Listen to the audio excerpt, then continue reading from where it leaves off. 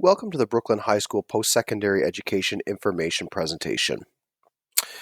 By the end of the presentation, you're going to have a better understanding of what the grade 12 year will look like for you and your child, and learn how we can work together to support their post-secondary goals. This is some information on how to contact me. This year more than ever, it's really important that students sign up for my Remind app. This is how I send messages to students. If students ever have any questions, if I'm not available in guidance, this is a great way and a great tool to get a hold of me, especially this year when it's not always possible to meet in person. It's really important. Most students in grade 12, I believe, have already signed up for my app, but if you haven't yet done so, here's all the information on how to get signed up for Remind. I also have all of this posted in my Google Classroom. And speaking of the Google Classroom, if you haven't already done so, it's a good idea to sign up for that. And here's the code to get signed up for the Google Classroom. This year, I'll be posting a lot of information about post-secondary education, a lot of information about the grade 12 year, and it's a really, really good way to keep up to date with everything that's going on in terms of post-secondary information and graduation stuff. If you're looking to stay in touch with the school in general, we are very connected by social media. We have a Twitter handle for both our school and for our guidance department where we send out information almost on a daily basis. So if you want to know kind of what's going on in the school in general this year, our social media handles are a great way to keep up to date. And we also have an Instagram account. So if you haven't already followed us, make sure that you follow us on Twitter and on Instagram.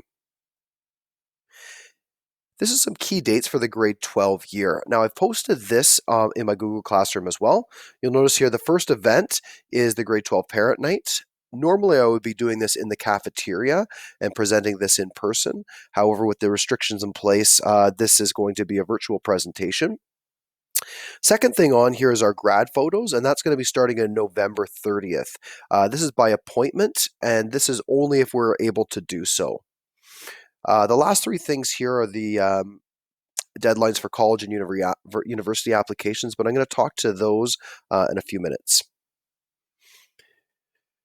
So notice here, we've got information about our prom and our valedictorian nominations and valedictorian voting. We've got our Bears breakfast and prom and graduation. These are all really great events that take place during the grade 12 year. And I'm really, really hoping that we'll be able to host these events. However, please note that all the events above are subject to change. And this is due to Durham Region Public Health Department's regulations and protocols for COVID-19. And make sure that you're following our social media to keep updated on all of these key dates. As I'm going through the presentation and when students are thinking about their post-secondary pathway, there's a couple important things to know. First of all, knowing themselves, knowing and exploring opportunities that are out there, figuring out what they want to become, and figuring out how to achieve their goals and making transitions. And what I find with students is the more engaged they are with the post-secondary process, the more research that they do into the programs, into the things that they might enjoy, into the careers that they want to explore, the easier it is when it comes time to apply. So the students who are engaged look forward to learning. They have a sense of accomplishment. They feel challenged but not overwhelmed. They have self-confidence, are self-advocates and are self-motivated, and they make informed decisions that reflect their interests and passions and their strengths. In terms of the specific options that students have after high school, a lot of them will enter the world of work. Some students may take a gap year, and a gap year means that that's for students who plan on going to post-secondary at some time, but they take a year off either to earn money or to figure out exactly which program or which school they want to attend. Some students will try to obtain an apprenticeship, and others will apply to college and university. So students who are looking for an apprenticeship, and kind of the motto there is earn while you learn, because 90% of the apprenticeship pathway is done on the job training, and about 10% of that is done in school. So there's lots of different pathways to apprenticeships in Ontario. The average timeline for something like this is usually around 3 to 5 years, and that depends on the trade. Students usually have to accumulate a certain number of hours to progress through the trade until they become a licensed tradesperson. And the steps involved here are finding an employer and signing a trade agreement. As you go through the presentation, any of the click here's, you'll notice just to show you, if you click on these, it'll take you directly to the websites involved. So this one is a pathway to apprenticeship with lots of great information there. So as you're going through this presentation, you can click through and go to the links that are available. Colleges and universities, how to. Both applications are online, so you need to have a student email that is trustworthy. And once you start applying to colleges and university, I suggest that you check your accounts and emails often. Fees apply for both, and I'll go over that in a second. University deadline is January 5th, and the college deadline is February 1st. And note, as a Durham District School Board student, your marks automatically get sent. You do not have to request a transcript. We send them through the school board to the Ontario University Application Centre and to the Ontario colleges, and they send them off to the individual schools. The only exception would be if a student is planning to apply to a program or to a school outside of province, in which case they might have to come and see me or Ms. Platursky in guidance, and we can send copies of the transcripts off for them. So for college, it's $95, and for the $95, you get 5 program choices. There's no more than 3 choices at any one college. So you're going to be applying to at least 2 different colleges. So if you really have your heart set on Durham College, for example, you might apply to 3 programs there, and then choose, Sir Sandford Fleming or Seneca or 2 other colleges for the last 2 choices. The college applications are all done through ontariocolleges.ca. And what you need to get started is your Ontario education number. This is found on your report card. If you can't find that, you can come see me at guidance and I'll make sure that you get that. You don't require a PIN number to apply to colleges. Everything is done right on the Ontario Colleges website, and I'll show you a little bit more about that in a second. And as I said earlier, the deadline for college application is February 1st. Now, this February 1st deadline is to be given equal consideration for their highly competitive programs. If you don't meet that deadline, and I would suggest if you're serious about going next year that you do hit that February 1st deadline. But if, for example, you find out a little bit later in the year that you do decide that you want to go to college, colleges are really good. If they still have seats available, they will accept applications afterwards or after the February 1st deadline. But that deadline, especially if you're applying to a competitive program, is really important. On the other side here is universities, and the university application fee is $150. And for that, you get 3 program choices. So if you want to apply to more than 3 programs or more than 3 schools, it's $50 extra for each school. I would suggest that you try to limit your choices to 5. If you have 3 that you're interested in, that is great. But if you really want to apply to more and you can't narrow things down, I would suggest that you apply to 5. The problem with applying to too many, and a number of years ago, I had a student who applied to 14 different schools in Ontario. They ended up getting into all of them, spent close to $1,000 on the applications. The issue is, though, when you get all your acceptances in April, you're no further ahead in trying to narrow that down and figure out which particular school that you want to go to. A little bit different than the colleges, the university application is all done through a website called OUAC, or Ontario University Application Centre, and I'll show you that website in a sec. The university application process will all start with a PIN number, and you'll receive this in November. So we've asked the Ontario University Application Centre to mail these PIN numbers directly to your home address. However, I will also have a copy of those PIN numbers. So if a student loses their form or it doesn't come in the mail, they can come and see me and I can get a copy of that. But the PIN number is what's required to start the process through the Ontario University Application Centre. And the deadline for universities is January 15th. So admission information, this is just the general what you would need to get into both college and university. So for college, you need your Ontario Secondary School Diploma and at least 4 senior courses at the UM or college level. And this includes grade 12 college English. So every college program is going to require grade 12 college English. And then the more specialized the programs are, the more prerequisite courses you'll require. So specific course requirements and prerequisites might be required. They could have additional non-course requirements with deadlines. For example, if you're getting into an art or graphic design based program, they might want to see a portfolio or a sample of your work. Some courses might have a minimum grade requirement. I know a lot of Durham College programs have a minimum requirement that you have to have 65% in grade 12 English.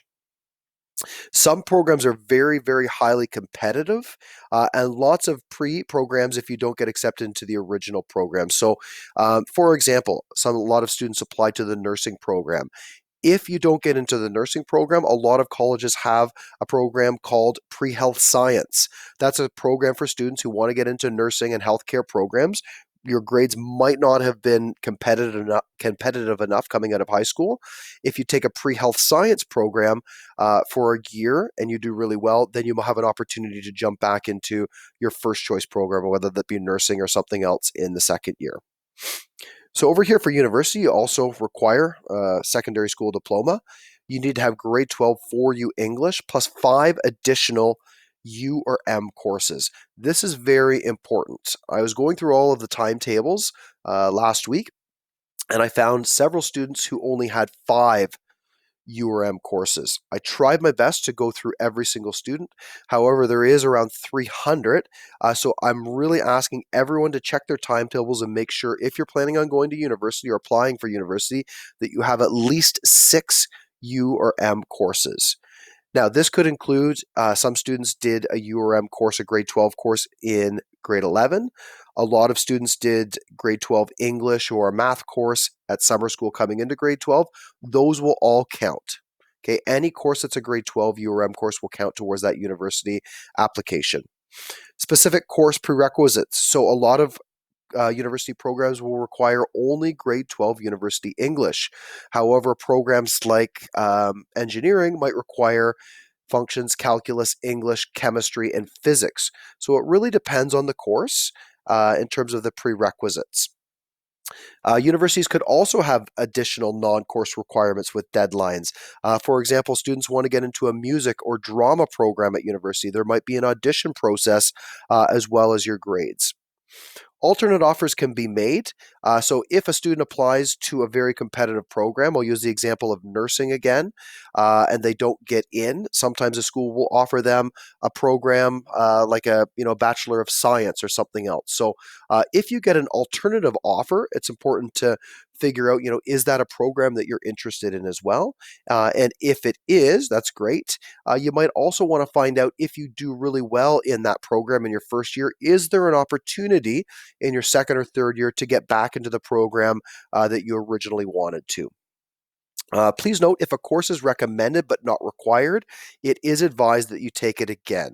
That you take it to get experience. So when you're looking through the Ontario University Info website, and I'll show you that in a second, some schools might have a course that's recommended. Now, usually what that means is it's not 100% a deal breaker. If you don't have it, you can still apply to that course. However, in your first year, you're going to probably encounter some of that material. I always suggest it's better to have a background or to have a foundation from high school before going at it at university. So if a program says a course is recommended, it's probably a good idea that you take that course in high school. So college information. I'm going to show you the college website, and it's really good. So if you click here, this is Ontario colleges, and this is where you apply to colleges. So as soon as you go on the website here, you see this big button that says apply now. Once you click that, that will start that process for applying.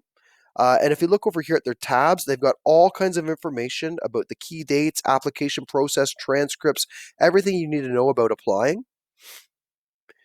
It's got some great general information about college. And if you click on programs,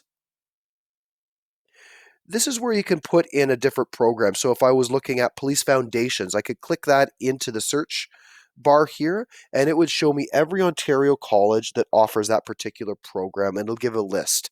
So this is a really useful tool, not only for applying, but if you're looking for specific information about a particular college.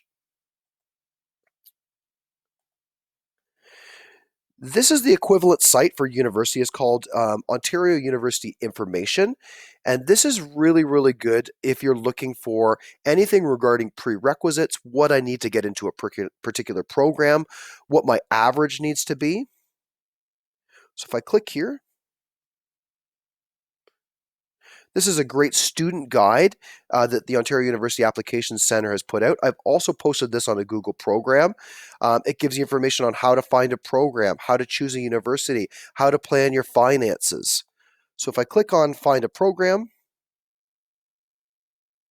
it's going to take me to the Ontario University Information website. And this is the program, or sorry, the website that I was talking about. So over here on the side, if I click in a particular program here, so if I put in, for example, nursing, or sorry, engineering,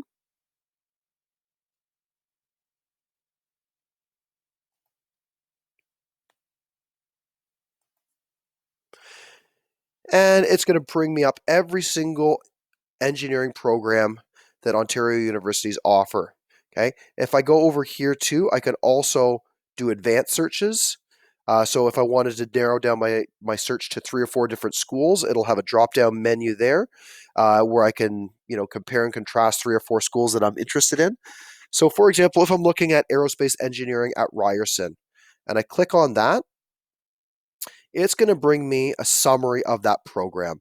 So I'm looking here, it's a Bachelor of Engineering. It tells me here, what is my average grade range? So this is based on students who entered that program from last year. So if I want to get into an engineering program at Ryerson, my grade should be anywhere between 80 to 85%. Obviously for that, you want to try to be competitive. So that's the average that you'd be shooting for that program. This will tell you, does that program have any kind of an internship or co-op placement? So if you're looking for, a program where maybe in your 4th year you get to go out there and actually, get some experience, this will tell you if there's a co-op program available for that particular school. 141 is the number of students that program accepts each year. And if I click here on requirements, this is going to tell me the specific grade 12 courses that I need. So if I wanted to apply to Ryerson for engineering, I would need to have English, which is standard across every university program. I'd have to have grade 12 functions, calculus, physics, and chemistry. So some schools I mentioned or some programs only require English, but if you're applying to something in engineering, 5 of your 6 grade 12 university level courses are predetermined by your prerequisites. If I click on admission, this will give me more information about that school. It will tell me, when do they consider their applicants? What do they consider in terms of my prerequisite courses? When do they get back to students with their admission offers? If you're deciding about taking a course in grade 12 twice, how do they consider that?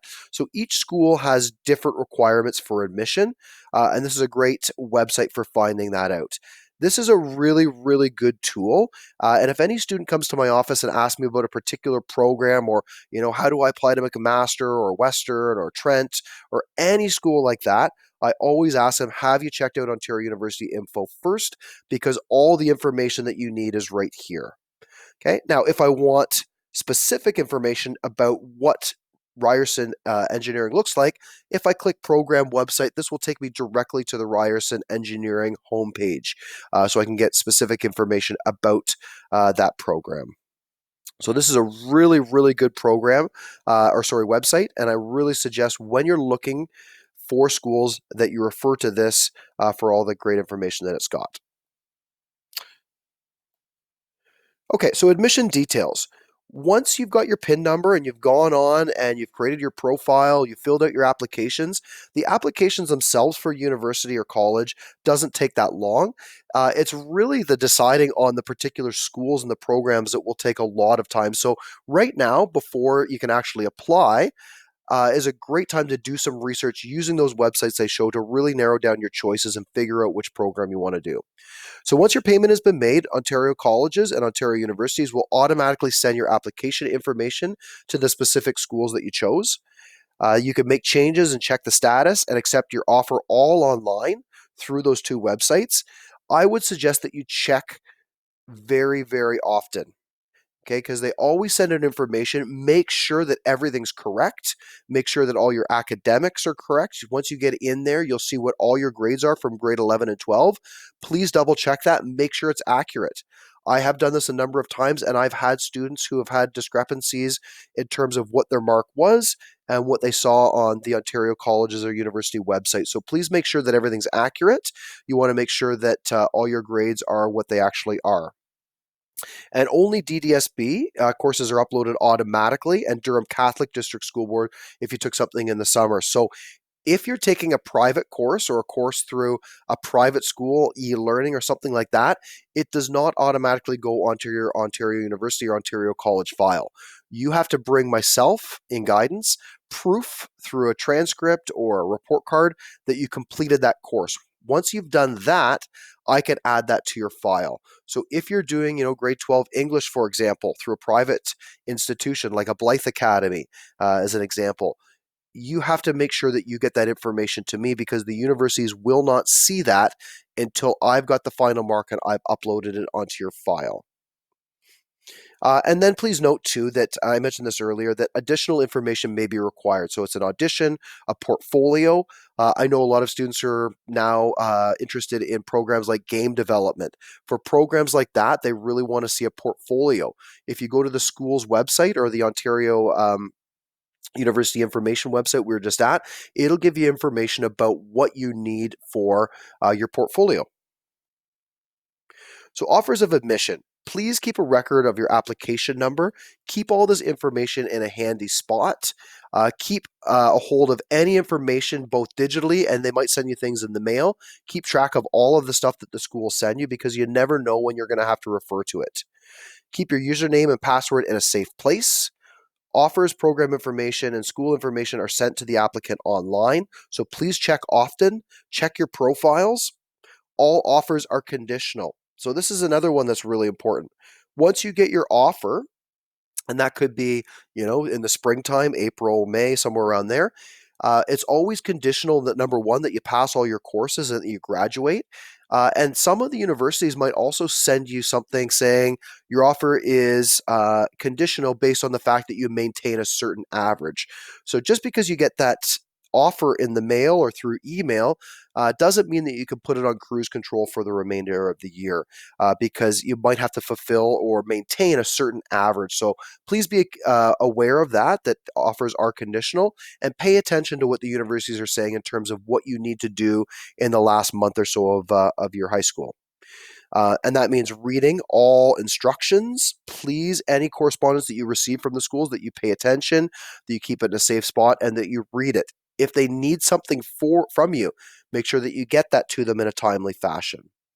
And then, as I mentioned earlier, anything that's out of province or out of country. So if you're planning on applying to a school from a different province, or maybe something in the United States, there might be a different application process. You have to apply usually directly through their website, and then you'll have to arrange for transcripts or marks to be sent off to that school. So if you're looking at an out of province application and you need any help with that, please come and see me. There's some costs involved with post-secondary school, lots of different things, university. This all depends on the program and the school. A lot of students decide that they're going to stay close to home, whether it be Ontario Tech or a school in Toronto, and commute, and they save the money for residents.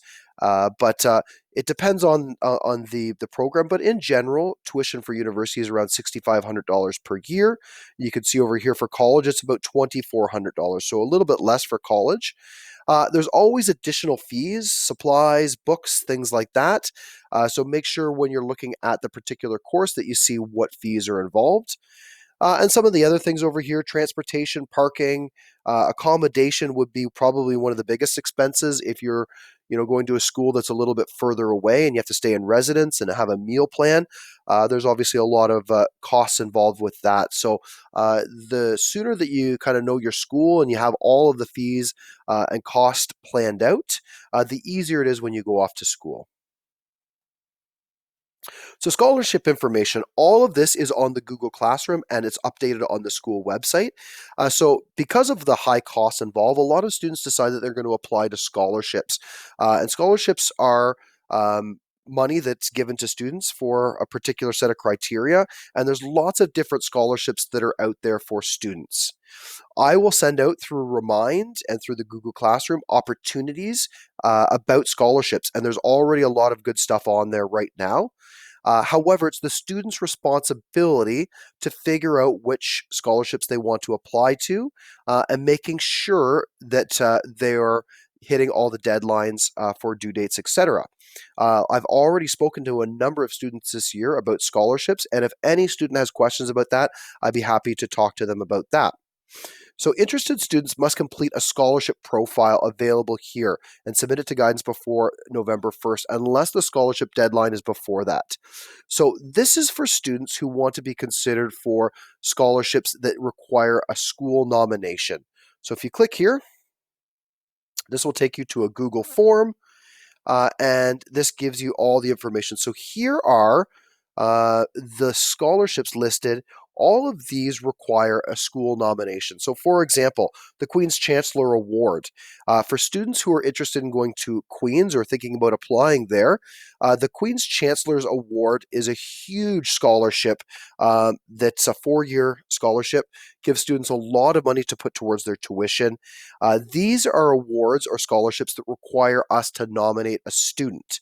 So that's why it's important. If you want to be nominated, you would click the appropriate boxes here, and you're going to fill out this form and submit it to guidance.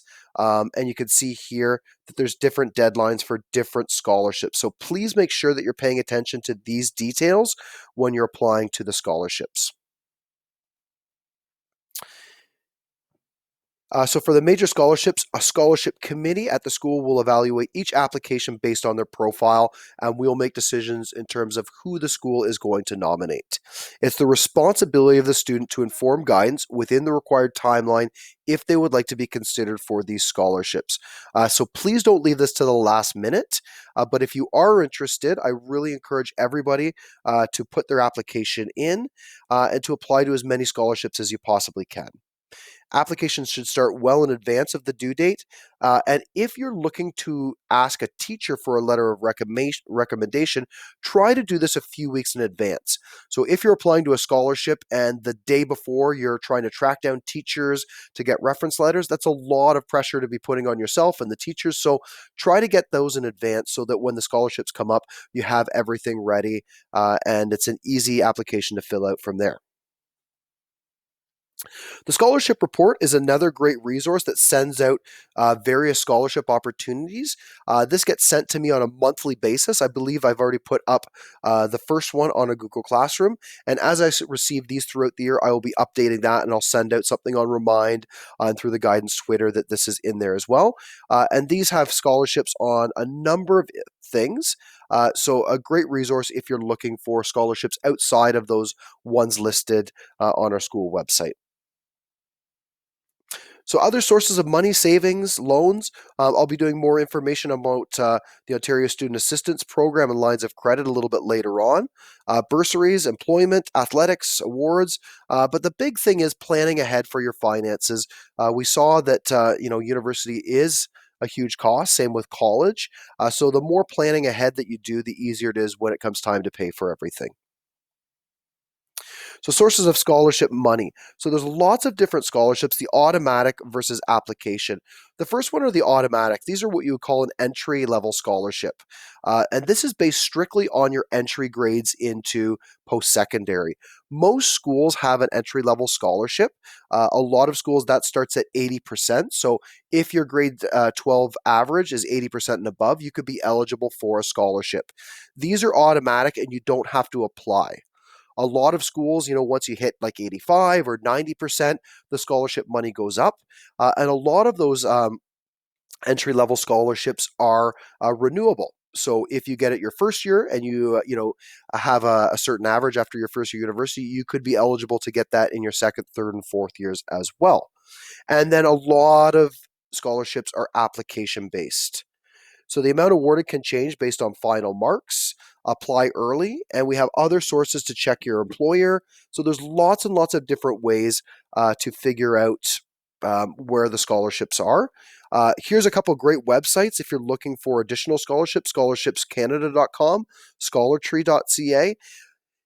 A lot of scholarships will become available once you know which particular school you're going to go to. Every single college and university has their own scholarship page. So once you know which school you're going to go to and you've accepted, then you can start looking at the specific scholarships that exist within that school.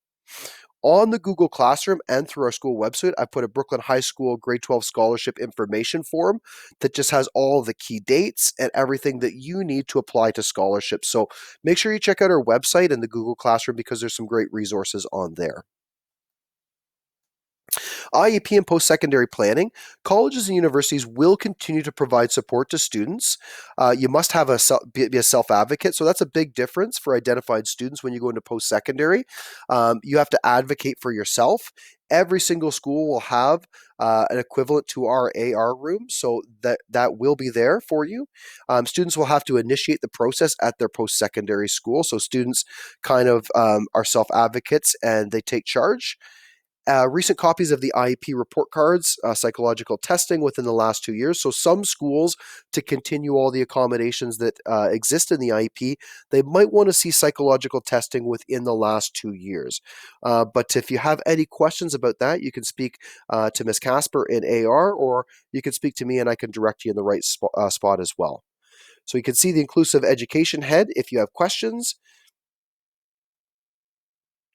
and the ways that we can assist. And one of the things that I really want to stress is for any student who has any questions or parents who have questions, something that they're not understanding, I know this can be a very stressful time. I know that students sometimes get overwhelmed with all the information we're throwing at them. I really want you to understand that I'm here to help for whatever questions that the students have. Feel free to send me a message on Remind, an email, make an appointment, but I'm here to help them through this process and help them make informed decisions. So I can assist with the pathway planning. I can help with mental health support, post-secondary information, course calendars, planning seminars, tutors, transition planning to every destination, and scholarship navigation and assistance. I've done this in the past. I've worked with a number of grade 12 groups as a guidance counselor, so please feel free if you have any questions to contact me at any time. If you want to book a guidance appointment, it's all done through this website called Guidance Interview. Most students have already signed up for that. But if you want to make an appointment to come and see me and talk about anything post-secondary, please feel free or shoot me an email, send me a message or remind, and I'd be happy to help. The one final thing that I wanted to show, this is the Google Classroom that I've set up, and I'll just kind of show you. This is at the stream. At the very home page of my Google Classroom here, I've got the sign up code. Here's a Google Meet code. So sometimes when I'm not available in guidance, I'm teaching a class this semester, for example, I'll meet with students through Google Meet in the afternoon. So if I'm teaching my class every other week and I'm not available for student appointments, and you really have something pressing that you want to ask, you could shoot me an email or send me a message through Remind. Or if we need to talk about something, we can always set up a Google Meet and I can answer any questions. Okay. On the stream page of my Google Classroom, I've got all kinds of information about key events or announcements that are coming up. Kind of the majority of the information will be under the classwork tab. So at the very top, I've got information about how to make a guidance appointment, communication. So if you need to get in contact with me, that's that important dates document that I talked about earlier. I've got some information about graduation, and as the year progresses, I'll be adding to this. But for example, our information about ordering our grad gowns is already up there. So if you want to pick your size for your graduation gown, all the Google Forms and everything is there. I've got information about universities here, so lots of great tabs. There's that tab on scholarships and bursaries, so if I click on that, I've got links to all of the presentations and things that pertain to scholarships. And down below, I've got the same kind of stuff for colleges. I've got websites here that have got virtual tours. I've got links to webinars, so a lot of the schools Usually we would also host a university fair. Unfortunately, we're not able to do that this year. So if you have questions about a particular program or school, all the schools now have representatives available online or doing information webinars. So please sign up for those. And I've given links and information in the Google Classroom. And please contact the schools. They are more than willing to answer any questions that you have about programs or anything like that. So feel free to contact them if you have any questions. In the next week or so, I'm going to also add a tab in there about apprenticeship programs as well. So the Google Classroom is another great resource, and I encourage everyone to sign up for that. So that's the grade 12 presentation. And thank you again for listening. And again, I'll stress, please, if you have any questions or concerns or comments, feel free to contact me at the school at any time.